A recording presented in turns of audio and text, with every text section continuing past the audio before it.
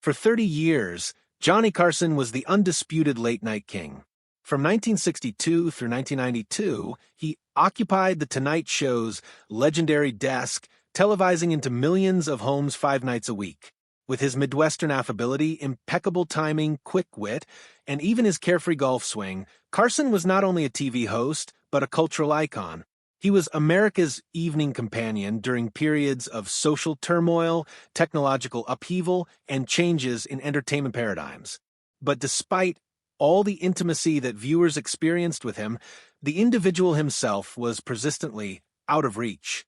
Carson was notoriously close-mouthed, a man who raised a nearly impenetrable wall between the carefully crafted personality of Johnny Carson entertainer and Johnny Carson, the actual multidimensional human being who liked to keep to himself, confided in only a few people, and only occasionally shared his innermost feelings. As his producer for many years, Fred de Cordova, once put it, Johnny created a character called Johnny Carson that he played on television. The actual man was far more introspective, occasionally gloomy, and extremely picky about whom he admitted. If this kind of story touches your heart, if you're someone who cares about truth, responsibility, and speaking up for the voiceless, please like this video, subscribe to our channel, and share it with someone who should hear it. Let's get started. This selectivity carried over to practically every aspect of his life, and The Tonight Show was no different. During his iconic 30-year tenure, Carson sat down with an estimated 22,000 guests. Politicians, film actors, athletes, musicians, writers, comedians, pretty much every prominent figure in American popular culture eventually made it across his stage.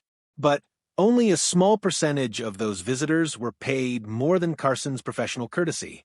To most, he was gracious, suave, and immaculately in command, never revealing his true feelings. But with an occasional handful of people, something changed. He leaned forward, the glint in his eye intensified, and his laughter came more naturally. These were Johnny's guests, the privileged few who were able to break through the screen between the television personality and the man himself. Carson's last words to some of these beloved visitors, spoken on the air, whispered in a back room, or recalled by employees, are a stunning portrait in and of themselves. Not only do they tell us what he appreciated in others, but also what he appreciated about himself: professionalism, integrity, craftsmanship, humility, and the bravery to be honest when the moment actually called for it. Consider Bob Hope, for instance. Hope was a product of an earlier era of comedy, a vaudeville veteran whose quick-witted one-liners, foreign USO tours, and years of appearances in public had established him as one of the most popular entertainers in America. Carson worshipped him growing up, and always accorded him the public respect owing to a trailblazer. However, their relationship in private was complicated. By the 1970s and 80s, Hope's segments increasingly depended on cue cards and written gags, a style that conflicted with Carson's more relaxed, improv-based manner. To Johnny, Hope sometimes seemed stifling, a reminder of a bygone era no longer consonant with the frenetic pace of late-night TV. Carson's professionalism never wavered nonetheless. During Hope's last appearance, viewers witnessed only warmth and appreciation. Behind the scenes, Carson allegedly put out his hand and said, "Thanks for everything, Bob. You never missed, ever." It was classic Carson. Recognizing Hope's endless preparation and dependability, paying respects to a man whose taste was perhaps old-fashioned but whose tradition was unassailable. That dichotomy between backstage reserve and open admiration was Johnny's philosophy. In a nutshell, he was free to disagree with a person's approach, but to praise their artistry in earnest. By contrast, Dean Martin unleashed a different Johnny. Martin's calm, easygoing image, his omnipresent cigarette and drink, and his refusal to be too serious about show business charmed Carson. Martin was loose, accidentally missing a chair, mumbling lines in his happy drunk role, or throwing off a segment with an aside. Other hosts might have objected, but Carson reveled. He admired Martin's irreverence, resented his freedom, and enjoyed the opportunity to play along. At Martin's final Tonight Show appearance, Carson told him, according to reports, "Don't change, Dino. The world needs at least one guy who never takes it seriously." It was an authentic farewell from one perfectionist to a man who lived as if perfection did not exist. Carson once confessed to a producer, "Dean's the only guest who makes me wish the show went longer." For a man with a reputation for watching the clock, that was perhaps the ultimate compliment. George Burns wielded another kind of authority over Carson, the power of a living legend. Burns was a direct connection to vaudeville, to the source itself of American comedy. Even in his 90s, he would half-walk onto Carson's stage with cigar in hand and timing still flawless. Carson idolized him, researching with great care for Burns's appearances, conducting the interviews almost like a student before a master. "George, you're the only guy I know who gets funnier every year," Carson said to him on his last appearance. Backstage later, he was quoted as saying that Burns made him think that age could be a joke and not an albatross. To Johnny, Burns was continuity and change, evidence that comedy could transcend generations if the artist had the discipline to continue generating material. Another giant who impressed Carson was Lucille Ball. When Lucy stepped onto The Tonight Show set, TV royalty met TV royalty. Both had revolutionized their medium, Ball in the sitcom, Carson in late night. Their chemistry was electric, rooted not in flirtation or rivalry, but in mutual respect. A cameraman once observed, "With Lucy, Johnny wasn't the host. He was a colleague." On her final visit, after the applause faded and the cameras stopped, Carson approached her backstage and said, "You're the real deal, Lucy.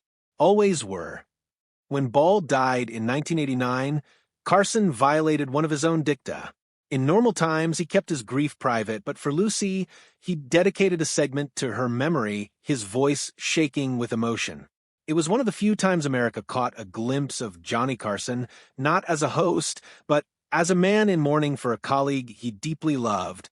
If Lucy were a cast member, Jack Benny was a teacher. Of all the performers, Benny most influenced Carson's style. His use of silence, his famous pauses, his ability to be the target of humor, all became the core of Carson's timing. Carson freely acknowledged that Benny was his greatest influence. On Benny's final Tonight Show appearance, Johnny's regard was close to boylike, his admiration astonishing. Offstage, he allegedly said to him, "You taught me how to listen." Carson used to say Benny taught him, "The pause is funnier than the punchline." With Benny, Carson wasn't merely paying tribute to a guest, he was celebrating the DNA of his own career. Burt Reynolds, on the other hand, was the ideal counterpoint to Carson's reserve. Their frivolous, on-air shenanigans, shaving cream fights, water battles, and constant teasing continue to rank as some of the show's most beloved moments. Reynolds knew the game, as Carson said, that the greatest television resulted from spontaneity, not canned promotion. "Don't ever quit coming back, Burt. I need somebody to keep me honest," Carson told Reynolds on his last visit. Reynolds possessed the extraordinary talent for getting past Carson's shield, for making him enter real surprise.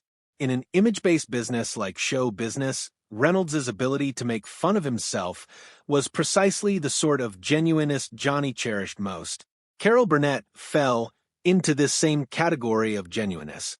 She was warm, funny, and completely free of pretense, turning every Tonight Show appearance into a creative collaboration and not just a publicity stop.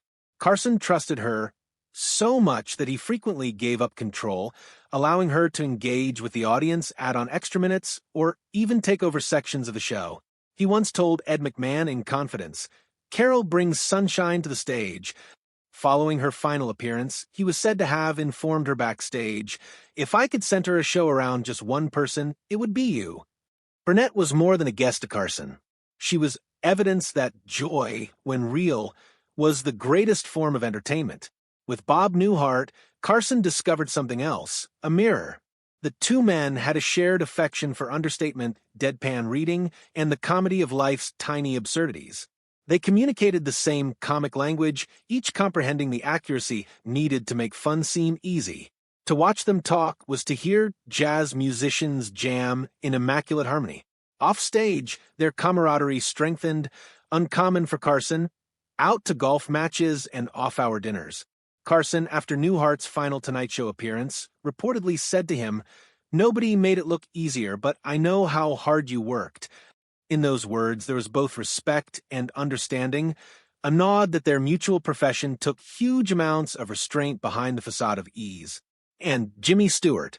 If there was one moment that encapsulated Carson's humanity on the national stage, it was Stewart's 1981 recitation of his poem for his dog, Bo.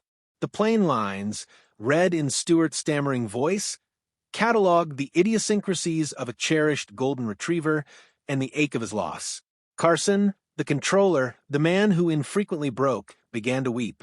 He said, only in a whisper, "Thanks for sharing this with me, Jimmy," but the break in his facade spoke volumes.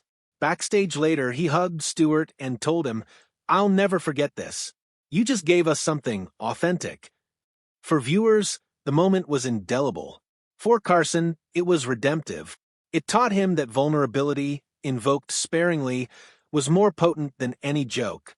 Stewart, for his own unobtrusive humility and Midwestern reserve, had elicited from Johnny the sort of authenticity he spent a lifetime protecting. These 9 concluding conversations, Hope, Martin, Burns, Ball, Benny, Reynolds, Burnett, Newhart, and Stewart, inspire us about Johnny Carson more than thousands of refined interviews ever could. They illustrate his values: respect for professionalism, admiration for craftsmanship, appreciation for authenticity, and appreciation for joy and humility as the greatest art. Carson did not like fame in itself. He liked those who raised entertainment to a higher plane, be it by timing, warmth, spontaneity, or plain honesty. What makes these moments so touching is that they shattered the armor of America's most protected entertainer. For 3 decades, Carson permitted viewers to believe that they knew him, but revealed only the persona of himself he desired. But with these few visitors, the mask cracked, sometimes in humor, occasionally in awe, and once with Jimmy Stewart in tears. Those flashes reminded America that behind the polished host there existed a flesh-and-blood man, introspective, deliberate, and intensely human. Ultimately, Carson's finest asset wasn't so much his impeccable timing or unequaled interviewing ability. It was that sometimes cautiously and by design he would let his guard down, alerting us that connection, temporary as it might be, was the key to television being more than entertainment. It made television human. And in those last few words to his beloved guests, we see not only Johnny Carson the host, but Johnny Carson the human being, courteous, appreciative, quietly vulnerable, and most of all, authentic.